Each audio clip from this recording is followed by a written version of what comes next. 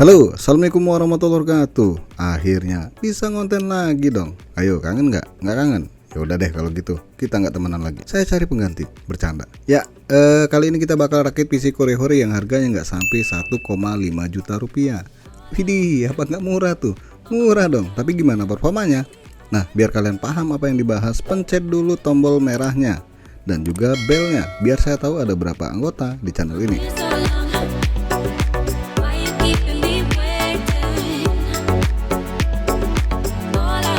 Kita bahas dulu nih perangkatnya satu persatu. Ingat, harga nggak mesti sama, namanya juga spare part bekas. Harganya nggak pasti ya, bisa lebih murah atau mahal, tergantung hoki.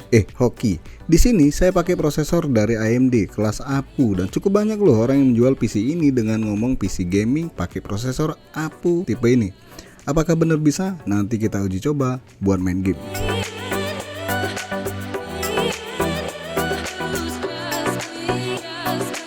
Prosesor AMD APU A4 5300 3,4 GHz 2 core 2 thread.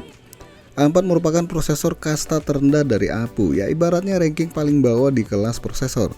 Prosesor ini udah lawas banget ya, keluar tahun 2002 kemarin. Widih, 10 tahun nih umurnya. Harga bekasnya di bawah 100.000 bro. Harga ini mirip banget sama AMD Phenom 2X2 kemarin yang pernah saya review. Ada tapinya loh, prosesor ini VGA onboardnya lebih kenceng dibanding VGA onboard dari HD 4200. ASRock FM2 A68 MDG3+. Pasangan prosesor ini jelas motherboard soket FM2 dong. Di sini harga motherboardnya di kisaran 400.000. Mahal, iya, tapi biarpun begitu motherboard ini udah ada USB 3.0-nya, baik bagian depan maupun belakang, dan bisa dipasang prosesor APU sekelas AMD A10. RAM 8GB DDR3 dual channel. Nah, biar lebih tahu performanya, RAM wajib 8GB dengan konfigurasi dual channel. Di sini, kembali lagi saya ambil RAM Corsair tipe sisir. Harga pasarannya 300 sampai 400 ribu rupiah ya. Ya, cukup murah sih, dengan duit segitu udah dapet RAM ganteng yang bisa multifungsi buat nyisir rambut. SSD 120GB. Saya cari harga bekas SSD kok nggak ada ya. Dicari nggak nemu, ngumpet di mana nih SSD bekas? Udah deh, ambil referensi harga baru aja ya, nggak nyampe 200 ribu rupiah. Mereknya tak. Saya sendiri dapatnya Patriot 120GB. Harddisk 500GB. 120GB buat sistem doang sih. Bantuannya tetap pakai harddisk. Biar kata harddisk nggak secepat SSD, tapi untuk kapasitas dengan harga yang murah, harddisk tetap juaranya. Harga bekas harddisk 500GB ini murah banget ya, cuma 140 ribu rupiah. Wih, murah nggak? Coba kalau SSD 500GB. Casing dan power supply. Lagi-lagi casing sembada nih kita pakai. Power supply-nya Power Logic. Ya nggak masalah sih, beda merek. Namanya juga bukan jodoh. Tapi tetap kompak dong. Harga casing dan power supply ini bekasnya di kisaran 150 ribu rupiah. Cooler AMD FM2 Ori. Ini jangan kelupaan ya, kalau nggak pakai pendingin jelasnya prosesor bisa kepanasan. Biar lebih adem, pakai cooler yang ada tembaganya. Dinginnya lebih maksimal, harga bekasnya nggak sampai 100 ribu loh.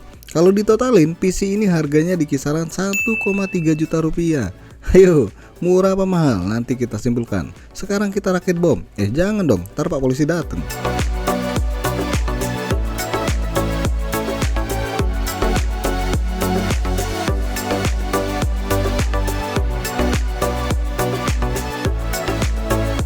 Nah, kebiasaan saya nih kalau mau merakit PC itu saya pandangin dulu perangkatnya, terus saya tidur, bercanda. Saya pasangkan dulu prosesor, cooler, dan RAM ke motherboard, biar cepet aja gitu pindah hatinya. Pindah ke casing. Aduh, sorry nih, galau banget. Sebelum pasang prosesor, ingat ada segitiga di prosesor dan di soket prosesor. Ini wajib dicocokkan. Kalau nggak cocok kan bisa pisah. Nggak masuk maksudnya. Lanjut buka pengunci soket prosesornya, terus pasang secara hati-hati ke dalam soket prosesor. Karena prosesor AMD ini ada kaki-kakinya, jadi kalau nggak hati-hati bisa bengkok atau parahnya bisa patah. Kalau udah masuk tinggal kalian kunci, siapin pasta dan pasang pastanya. Sebenarnya ini kebanyakan ya, tapi nggak masalah, kita ratain dulu pastanya. Nanti sisanya yang berlebih kita emut. Maksudnya disimpan lagi. Ratainnya pakai sendok kayak gini ya, jangan sendok makan, ini bukan makanan. Nah, alat ini dapat bonusan dari pasta Deepcool Z5. Lanjut siapkan coolernya, posisikan terlebih dahulu pengunci prosesor seperti ini ya. Kalau udah, kaitkan terlebih dahulu baik kanan dan kiri, baru dikunci dengan cara ditarik ke arah berlawanan. Jangan lupa buat pasang power kipas 4 pinnya. Bagian ini nggak mungkin kebalik dan pasang yang rapet ya. Rapet kan enak dibanding longgar. Ayo, kemana nih pikirannya? Terakhir pasang sisi RAM Corsair maksudnya. Jangan lupa buka dua pengunci RAM baik kanan dan kiri. Tekan ujung RAM baik kanan maupun kiri sampai bunyi kring. Itu telepon, krik maksudnya.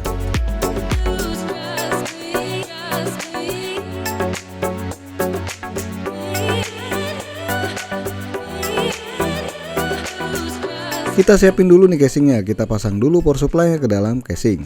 Pasang 4 baut pengunci yang bentuknya kayak gini, dan baut ini selain buat power supply bisa dipasang untuk harddisk maupun VGA. Kalau udah, kita pasang back panel motherboardnya. Ingat, 3 lubang audio posisinya ada di kanan. Dan buat cara pasang ke casing itu harus ditekan dari dalam hingga semua sisi itu nempel erat ke casing. Lanjut kita pindahin motherboardnya, karena baut dudukan motherboard udah kepasang di casing, kita nggak perlu pasang lagi. Apa kalian mau bongkar dan pasang ulang? Kayak nggak ada kerjaan. Oke, angkat motherboardnya seperti ini dan posisikan lubang di motherboard ini kedudukan motherboard. Rapikan dulu kabel-kabel yang mengganggu. Masukkan secara perlahan dan jangan lupa bagian I/O motherboard masuk pas di back panel. Kalau nggak mau masukkan nggak bisa jadi. Oke, lanjut kita kunci motherboardnya dengan 6 baut pengunci seperti ini.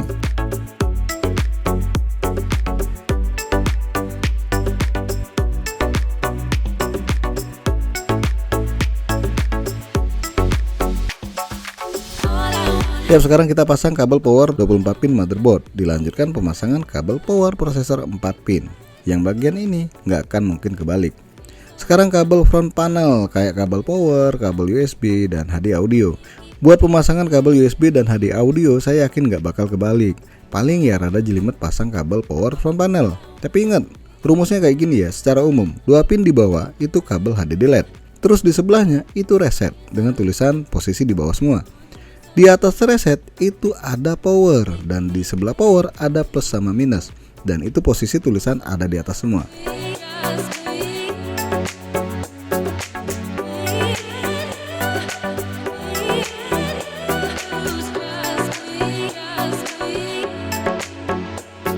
Sekarang kita pasang harddisknya. Nah, di sini posisi harddisknya nempel di casing. Jangan lupa pasang 2 baut pengunci harddisk.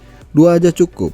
4 lebih bagus sebenarnya, apalagi istrinya ada 4. Ngomong apa ini? Lanjut, pasang kabel power SATA dan juga SATA-nya. Karena tempat buat masang SSD ini rada jelimet, makanya pasang terlebih dahulu kabel SATA dan power SATA ke SSD-nya. Baru dikunci dengan baut dan tinggal rapiin kabel-kabel yang berantakan. Oke, kita masuk BIOS dulu nih. Bagi yang penasaran tampilan BIOS ASRock tipe ini gimana? Saya baru tahu nih, di bagian BIOS ini ketika kalian pindah menu ada suaranya loh. Buset dah, selama rakit PC kok baru nyadar ya. Nih denger nih.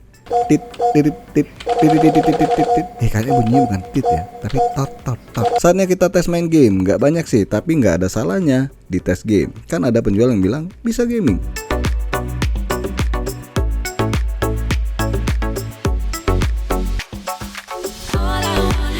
PES 2021 dan 2017. Loh, kok ada 2?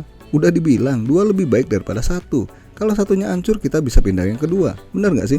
Oke, di sini saya coba tes game PES 2021 dengan settingan paling low banget. Hasilnya, wih, jalan gamenya, bisa running. Tapi kalau kalian berasa nyaman dengan keadaan ini, lanjut. Hati loh, matanya bisa sakit kalau dipaksain main PES di PC ini. Ya kayak kalian ya, sama pasangan sering dibuat nggak nyaman, sakit tuh. Oke deh, karena berasa nggak kuat jalan nih, makanya pindah ke lain hati. Biar kata lebih lawas, tapi lebih nyaman di PES 2017. Bahkan di resolusi 1440 x 900 settingan medium, gamenya lancar. Nah gini kan enak. Ya walaupun terkadang ada lag. Kalau sekali-sekali sih nggak masalah. Kalau sering kan sakit.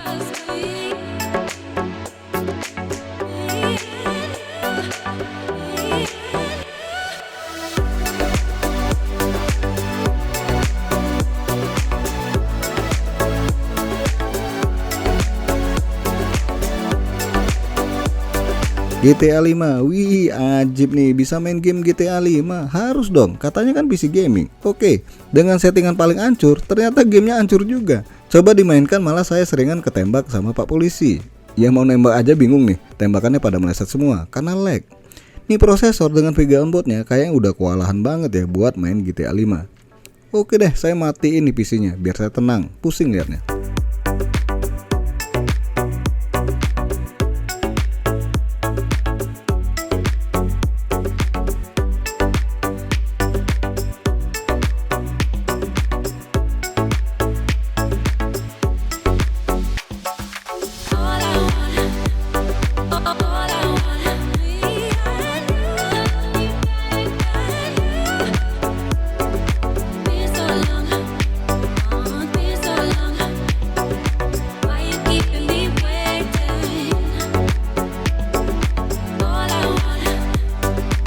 Call of Duty World War 2. Niat matiin gak jadi. Penasaran sama prosesor dan VGA 1 ini. Saya tes main game perang-perangan. Hasilnya, ajib bos, gamenya bener-bener slow-mo.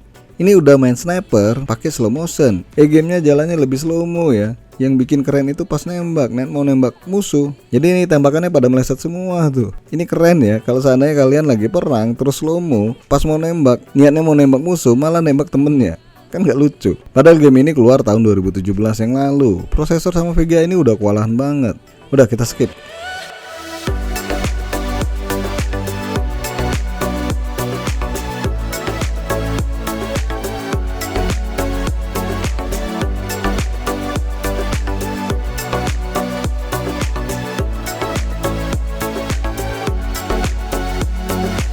Valorant, wih bisa dong, tapi ya itu dia. Berapa kali saya coba mainkan game ini, keluar sendiri. Harusnya masuk dulu kan ya, baru keluar.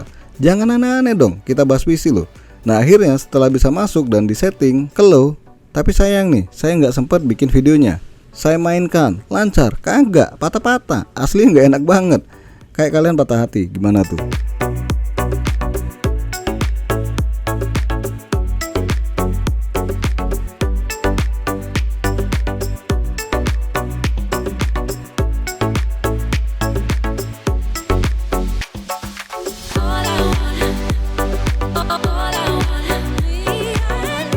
Yap, rasanya nggak pakai lama bahas PC ini. Kesimpulannya, kalau cuma buat aplikasi ringan macam browsing atau juga kantoran, PC dengan prosesor AMD APU ini masih sanggup. Bahkan dipasangi Windows 10 pun, ya tetap lancar.